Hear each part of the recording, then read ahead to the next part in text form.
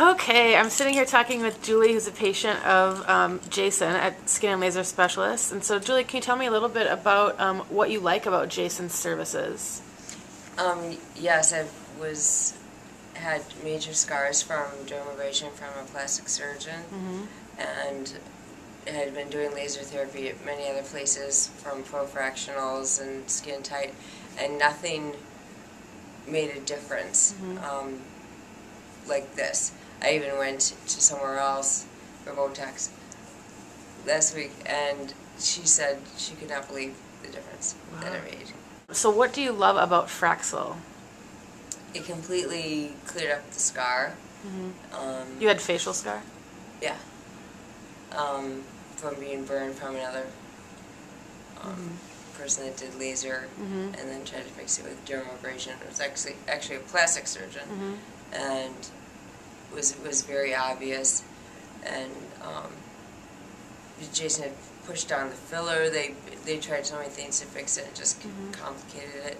And this is the first thing that's actually like saving me from depression and any other things. So it's been the first thing that's really, really completely changed my personality and my face back to what it was before all these things happened to me. And I went to other places before, and none of the other lasers worked, and none of the other people could do what he did, and people have noticed it. You've been getting good compliments? Yeah. What do people say? Even other laser places say they noticed the difference from the Fraxel. Julie, how old are you? I know that's I'll be not supposed to ask. 49 Sunday. 49, and so not, and that's really my goal with all of my clients is, to get their eye makeup or lip makeup, lipstick or something. But I mean, her skin is rocking. I mean. That was an unbelievable byproduct of just trying to get rid of the scar. Yeah, and people have commented they just don't believe that I'm as old as I am. Is that advice that you give people very often, is just stay away out of tanning booths and things like this?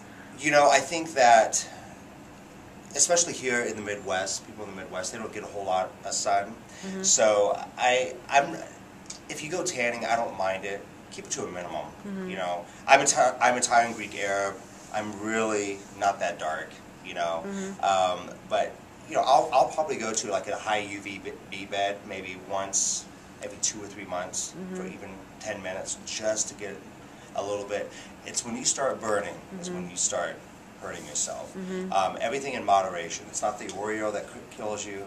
It's the pack. Yeah. Oreos every day, So it's just the little tiny steps that you take now go a long way. It's like investing. If you invest now a little bit, you invest in your skin now, it goes a long way. And I think when we're younger, we tend to do the tanning beds a lot because you don't really see, the effects right away. I barely use anything. Right. Sunscreen. Right. That's it? Sunscreen? That's it? Very basic product line. It doesn't need to be expensive. If you do the Fraxel, that does the work for you. Yeah. Builds the collagen and does all the stuff that products Yeah. can't do anyways. A lot, anytime something's out there that's telling you it's, products are going to correct you, that probably isn't true. Lasers are the only thing that can truly correct you. Everything else is support, is supporting it. So, the products will help support Julie maintain her Fraxel treatments. Your Botox really isn't there to correct you. It's really there to help maintain you post-Fraxel or post-corrective care. If you feel like you're spending too much money in injectables and like Botox or Juvederm, it's probably time that you kind of look into, maybe doing, you more barely need corrective Botox care. after Fraxel. Yeah. A misconception is that lasers are painful. Can you talk about that a little bit? They definitely, Are they painful? They can kind of get you a little bit, but I think really everything should be tolerant. You should be able to manage it. And this is a clear warning to anybody out there. If something is too painful, you should probably stop. Your body has built-in mechanisms. I always tell clients on a scale 1 through 10, 10 being extreme, oh my God, Jay, I can't take that. 7 or 8, to where, I can manage that. I never want anybody jumping out of the chair. And if you ever talk to anyone that's ever been burned or had minor complications, the warning signs were there. So the key is to listen to your body. So if it's extremely painful, probably not a good thing. So no.